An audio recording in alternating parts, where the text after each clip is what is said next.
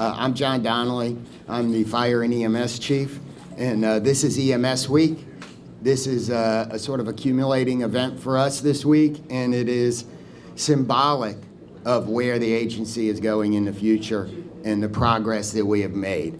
So I'd really, again, like to welcome everybody here. And then on behalf of the men and women of the DC Fire and EMS Department, we welcome the loved ones of Denise Beales, who we are naming this amazing EMS lab and educational center after. To Larry, to Lisa, to Nick and to Charles, thank you for being here. Thank you for the rest of our friends for being here. This is a great day. You are standing on the site of a place of learning, where our current and next generation of first responders will train in a way that is designed to give them real-world experience from the safety of a classroom. They won't hurt any patients here. They get to learn from their mistakes. They won't accidentally hurt each other. This is a great environment, and it is, quite frankly, it's how today's kids learn. You know, they learn through video. They learn in the gaming systems. I think they're past gaming systems, but I'm a little late. So those are amazing things, and I think it's going to make us better, and it's going to help us take care of the citizens in a much better way. The new ambulance that we are unveiling today will allow our personnel to learn what it actually feels like to treat a patient who is in cardiac arrest while inside of an ambulance. Trust us, it is much different than practicing on the floor of a classroom. When our new EMS providers hit the street to serve the residents and visitors of the district, we want them to go forward confidently, armed with knowledge and advanced immersive training that we now offer them. The immersive classrooms, the simulation labs, the lifelike mannequins that you're about to hear about and see with your own eyes, all take DC Fire and EMS to a new frontier and help us to continue to provide our residents with what they deserve, and that is world-class patient care. The one person to whom I know this would mean the most is Denise Beales. She sadly is no longer with us. Simply put, she was taken from us and from this world far too soon. We are honored that her family can be here today for this moment. Naming this place after her didn't take a second thought because it just made absolute perfect sense. We just wish she was here to see it. During Denise's career, we had a lot of we went through a lot here in EMS change. Her career spanned that arc of change, or EMS reform. On June 29, 1986, she was appointed to the Emergency Ambulance Division and assigned to Ambulance 17. She was subsequently promoted to paramedic and worked at Medic 8 for many years.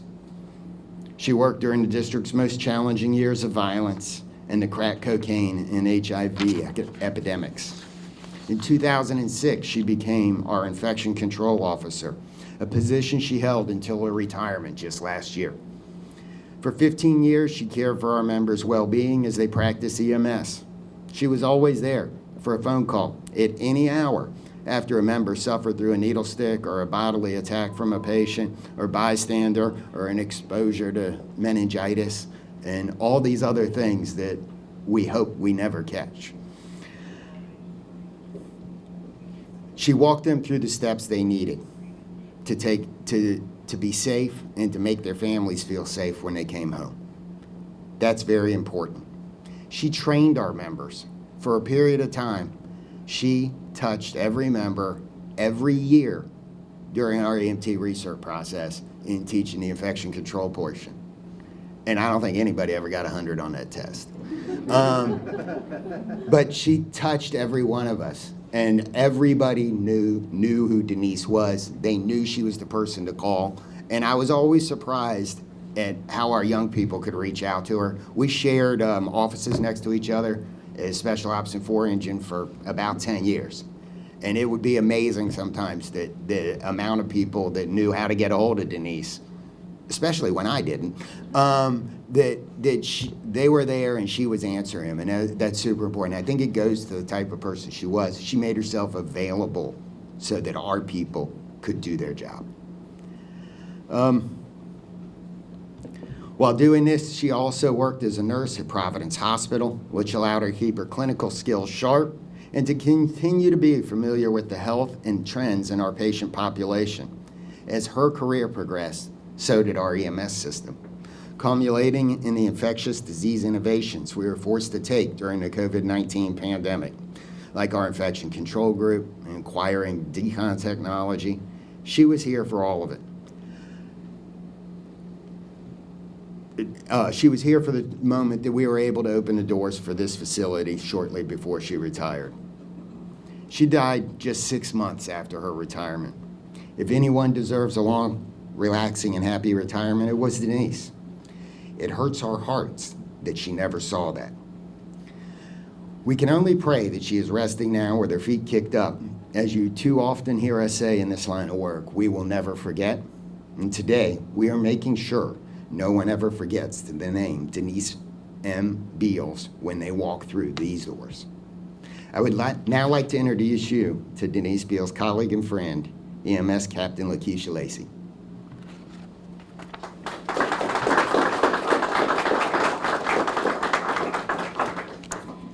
Good morning, everyone.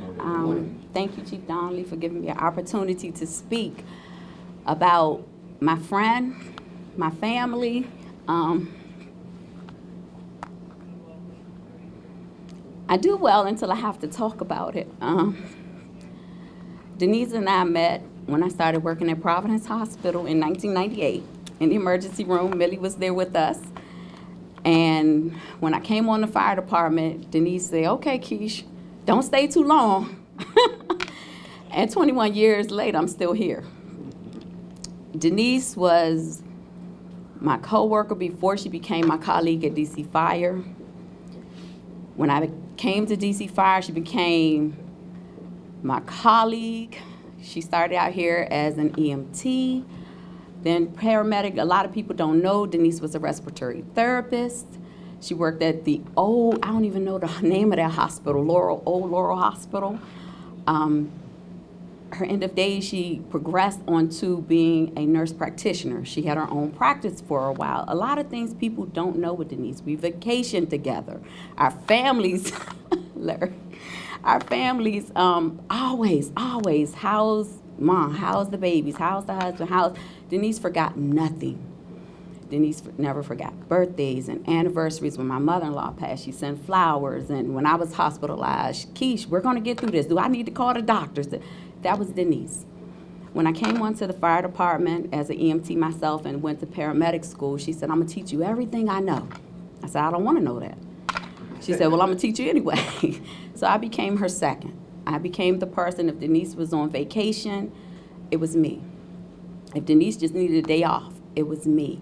And when Denise got ready to retire, Dr. Holman and I, we had a conversation, a telecall with some of the chiefs, and she said, well, Keish, I said, no. I said, I'll do it for a little while. But unfortunately, no one knew what Denise did but me. So I had to step in and do this for Denise. So when I got the call from Chief Donnelly that they were dedicating the sim lab to Denise, that made me feel good. Denise was not the one who wanted anyone to make a boast over her. Well, she don't have a say right now. I have my days where it hurt. It really hurt. And every day when I come to work now, I can look at Denise and say, hey, Denise, how you doing? Or I can sit in the hallway and have a conversation with Denise. There's a verse that says, let your light so shine so man sees your good work. Well, every day that someone walks in this building, they'll see all the good things Denise ever did for any of us here at DC Fire and EMS. She is, and she will forever be a big deal with DC Fire and EMS, and no matter where this sim lab transitions to, she will forever, 35 years of service to this department, be a part of a pillar in this agency for any and everyone to come. And I love her dearly, and I miss her every day. Thank you.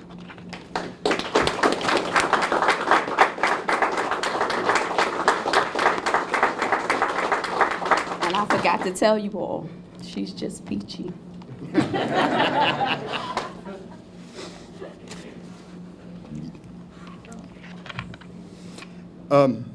Before we get to the next step, did anybody from the family want to talk? Or later, if you want, Larry. You don't have to. I'm fighting it right now. Yeah, okay. Thanks. So thank you so much, Captain Lacey. That was perfect. It was just peachy, you're right. Naming this center after Denise recognizes that EMS evolves just as Denise evolved. With EMS, we will always evolve with it in our department to give our patients the best care possible. So without further ado, ladies and gentlemen, on behalf of the men and women of the DC Fire and EMS Department, we officially name this place of learning and training the Denise M. Beales Immersive Lab and Education Center.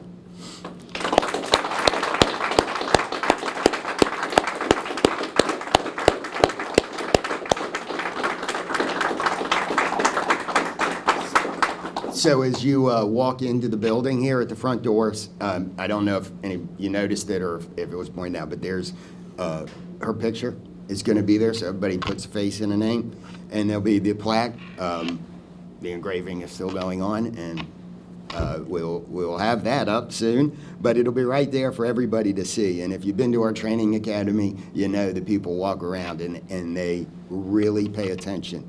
They learn our history from the moment they come through the door by looking at what we put on the walls. And the cadet hallway is one we've done recently that brings a lot of honor to our department. And this is the first one I know of that's going to be to a person that's contributed so much to this agency. So I'm looking forward to it. I think there couldn't be a more worthy person, and we are very proud to do it. Now, without further ado, I'd like to introduce our medical director, Dr. Robert Holman.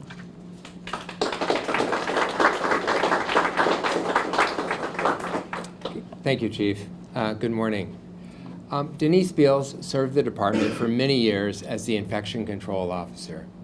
In that role, she evaluated every potential exposure to communicable diseases, adapted quickly to novel threats like HIV, hepatitis C, invasive antibiotic resistant staph infections, and helped to develop the response plans for both the H1N1 swine origin influenza outbreak of 2009 and the 2013 Ebola virus outbreak.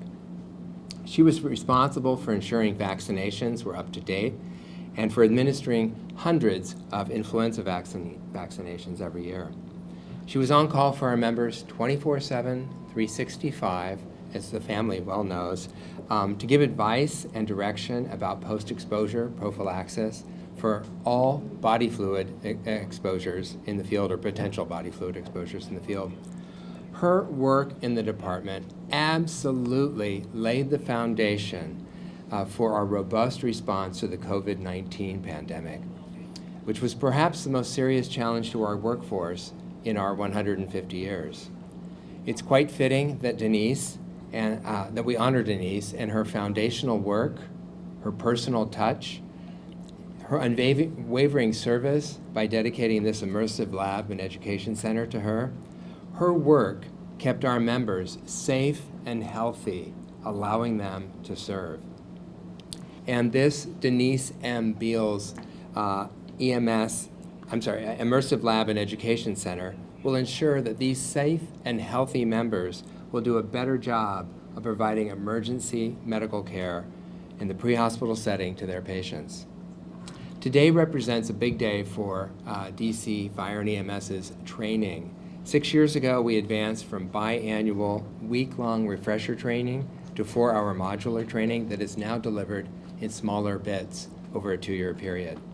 And now that the Denise M. Beales Immersive Lab and Education Center will use state-of-the-art healthcare educational simulation technology, which you'll see, to enhance EMS training.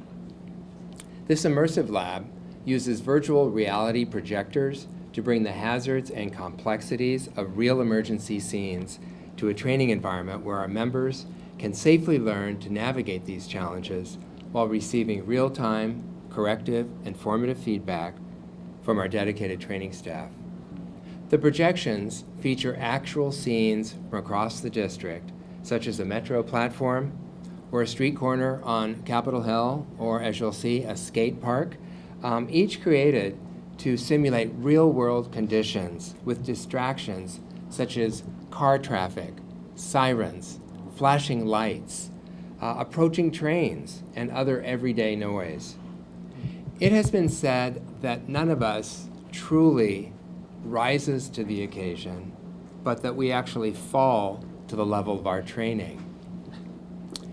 And thus, it is essential to have the very best training available to our EMS employees. It's in this versatile education center that the next generation, as Chief Donnelly said, of our department EMTs and paramedics will learn to assess, think critically, and act decisively for the benefit of all future patients.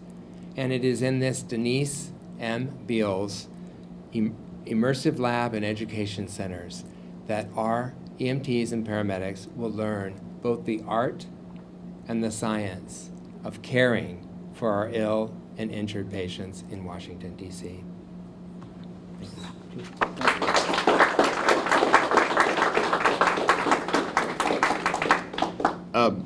Thank you, Dr. Holman. I'd now like to introduce Sergeant Holly O'Byrne.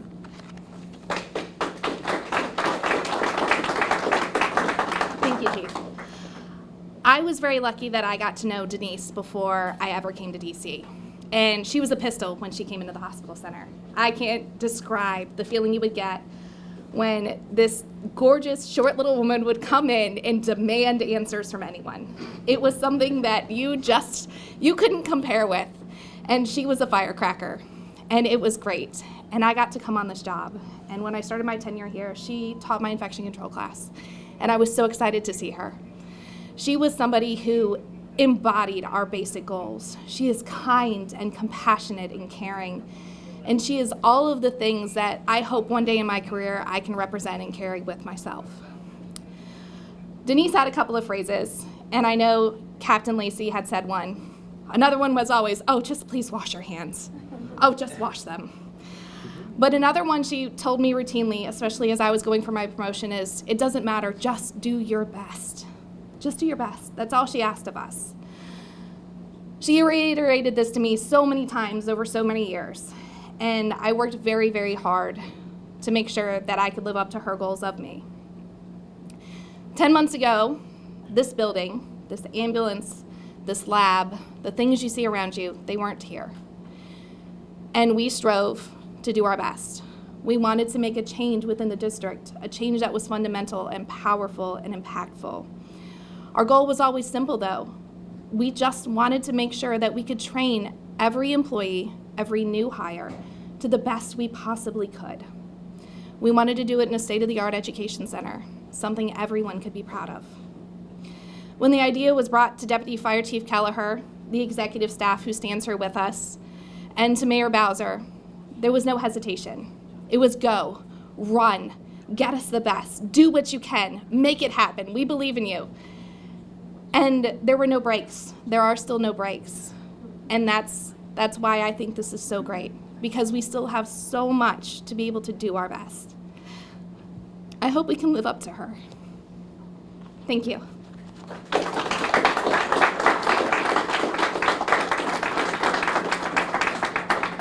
Thank you, Holly, and I think you have. I'd now like to introduce EMS Captain David Schott.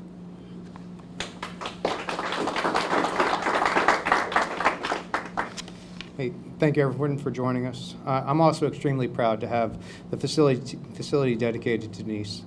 She was always a calm voice to our providers and called when we needed guidance.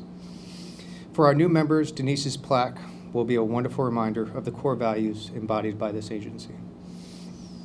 Currently, the facility is operated by Sergeant O'Byrne, firefighter Patrick Cassidy, and myself. We're also supported by a team of top-level providers in the Field Training Officer program. This space would not be what it is without their dedication to improving EMS care in the District of Columbia. I hope to provide a small view into the training that takes place here on the upcoming tours that we're going to provide. We can start with the new installation of the training ambulance.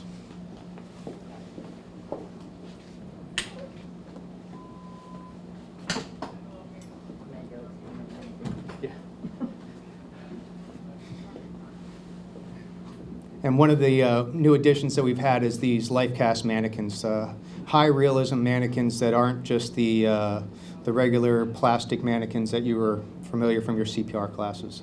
These mannequins were cast off of actual volunteers, and they were cast in silicone, so their feel and motions are very similar to what a new EMT would be feeling, touching, seeing as they go out to take care of patients in the field.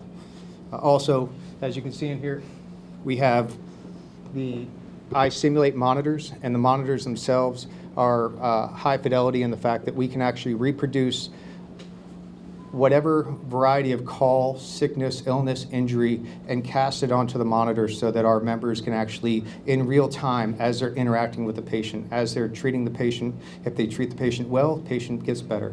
If the patient is, if we have something where we have a learning point, we can make stresses on the mannequin and onto the monitor to show that point that needs to be trained on. So, and at the end of it, we get feedback to the provider, and I know Chief was talking about the new generation being very tech savvy. They engage very quickly with this type of interaction. It's not just reading in a textbook. This is hands-on training so that when they go out to the field, it's not the first time that they actually are touching what would be a scenario. As we move around, we'll go into the immersive lab. The immersive lab is a 360 camera that we are able to take live video streams from different parts of the city. So the national monuments, the Capitol building, even we have the chair, we have and the Metro facility as well. Some of these places we can't bring a recruit class down and actually operate, you know, on a training on the platform and provide this kind of training in a real life situation, but now we can recreate it in the simulation lab.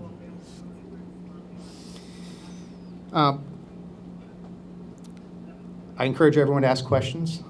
This is a training facility, so if you guys want to learn about this place, we'd be happy to educate you and show you exactly what it is that our providers do out there in the field. And with that, I just open up back to you. Thanks, sir. Stay up. You guys stay up here to answer questions. So for everybody in the room, especially our future leaders, this happens when leadership gets out of the way and finds a way to say yes. So Captain Shot, Sergeant O'Byrne, firefighter, paramedic Holland, Patrick Cassidy's here. There's a lot of people that deserve their credit for putting this together. This is their work. This is their vision. They asked permission, but I'm not sure I understood what I was getting into. And I'm glad I didn't, because it would have scared me. So they did an amazing job. We should give them a hand.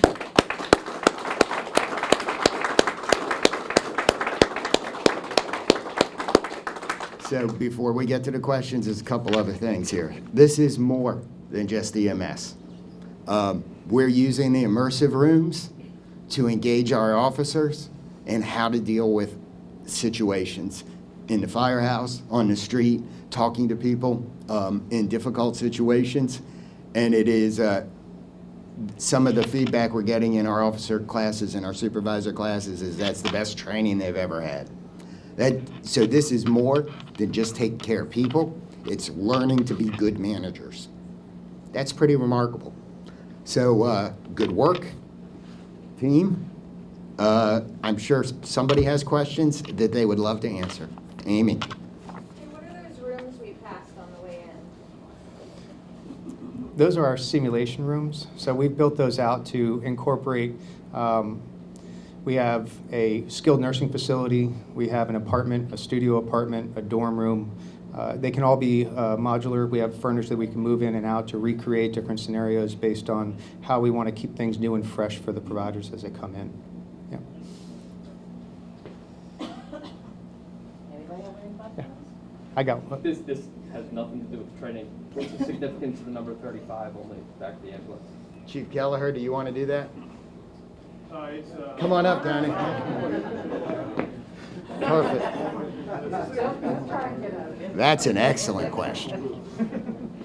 Chief Kelleher is our newly promoted Deputy Chief of Training. So the training academy has always been known as 34, but we've expanded significantly from that number upwards of up to 37. So 35 would be one of the training division's ambulances. So best. Battalion 8 is the best battalion in this. No, the 8th Battalion program was put into place for emergency mobilization. Whenever we have a significant incident or we need more resources, the academy now is able to provide that within a pretty short amount of time. So that's where the numbering system falls into. Thanks, Daryl. Thank you. So a couple things everybody in the room may not know. Our EMT program is now 20 weeks, up from 12 weeks, up from about 6 weeks or 4 weeks when I came through the program. Our firefighter training is 12 weeks. Think about that. Think about what it says. Think about where we're investing our resources. These are important things because they make a difference. This is part of it, but it's not the only part of the training they do. They still have all the instructors that are teaching you the material. They have a lot of homework, a lot of dedication. We are evolving. And that's an important message for everybody to take away from here today. So unless there's questions, we'd like to give you the tour. Let's do the tour. Thank you all for coming.